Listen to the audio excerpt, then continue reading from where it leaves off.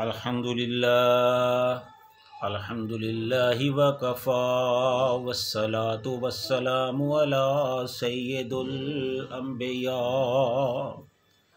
अम्मा बाद औज़ु बिल्लाहिस समीइल अलीम मिनश शैतानिर रजीम बिस्मिल्लाहिर्रहमानिर्रहीम क़द यअलमुल्लाहुल मुअव्विक़ीन मिनकुम वल क़ाइलीन लिइख़वानिहिम हलुम्मा इलैना वला यअतूनल बास इल्ला क़लीला।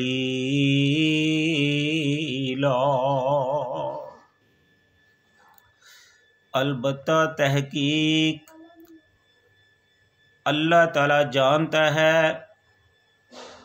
रुकावटें डालने वालों को, मिनकुम जो तुम में से हैं, वल क़ाइलीन लिइख़वानिहिम और जो अपने भाइयों से बातें करते हैं, हलुम्मा इलैना आ जाओ चले आओ हमारी तरफ, वला यातूनल बासा और वो नहीं आते लड़ाई की तरफ, वो नहीं शामिल होते लड़ाई में, इल्ला कलीला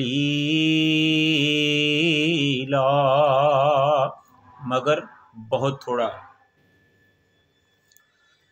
इस आयत में अल्लाह ताला ने मुनाफिकीन को, उनके किरदार को नुमाया किया है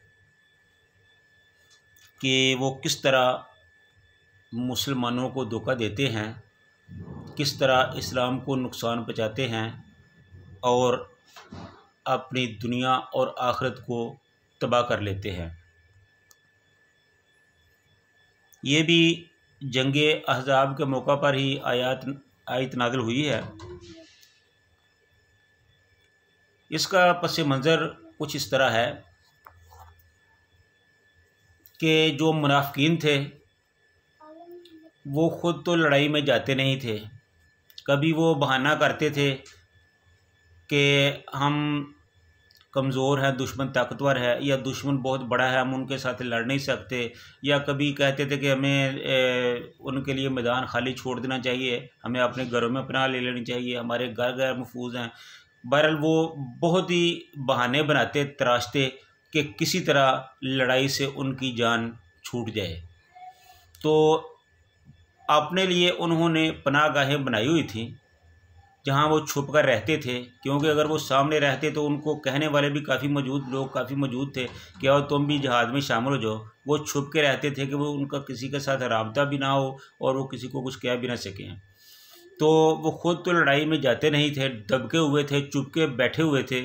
तो जो उनके ताल्लुक़ वाले उनके दोस्त अहबाब थे वो उनको भी लड़ाई से रोकते थे, रुकावटें डालते थे, बाकायदा उनको कहते थे कि हलुम्मा इलैना, कि जिस तरह हम चुपके से छुप कर बैठे हुए हैं, दबके बैठे हैं, तुम भी हमारे पास आ जाओ और तुम भी इसी तरह छुप कर बैठ जाओ। खामखा आप लड़ाई में शामिल हो गए, बीवी बच्चों से दूर जाएंगे, अपनी जानों को गंवाएंगे। छोड़ो दीन को, छोड़ो ईमान को, छोड़ो इस्लाम को, क्या करना है जाके अल्लाह जाने और उसका रसूल जाने और मोमन जाने, हमें वहाँ जाने की कोई ज़रूरत नहीं है। वो ख़ुद भी नहीं जाते थे और अपने दोस्तों अहबाब को भी उधर जाने से रोकते थे। तो इसलिए अल्लाह ताला ने उनके बारे में कहा कि अल्लाह ताला उनके इस किरदार को बखूबी जानता है, उनसे बड़ी अच्छी तरह वाकिफ़ है। वला यातूनल बासा और वो ख़ुद लड़ाई में नहीं जाते, जंग में शामिल नहीं होते, जहाद से घबराते हैं, इल्ला कलीला मगर बहुत थोड़ा। वो थोड़ा जाते थे, क्यों कि वो उधर जाते थे अपनी शक्ल दिखाने के लिए, अपना नाम लिखवाने के लिए, कि मुसलमानों को, रसूलुल्लाह सल्लल्लाहु अलैहि वसल्लम को पता हो कि ये लोग भी हमारे साथ शामिल हैं। उधर जहाद की तरफ जाते, चक्कर लगाते और फिर वापस आ जाते, छुप छुपा कर वहाँ से खिसक जाते, निकल आते। तो मकसद एक ही था कि खुद भी ना जाएं, दूसरों को भी रोकें, और जो मुसलमान हैं उनके हौसले पस्त किए जाएं, उनकी दिलादारी की जाए।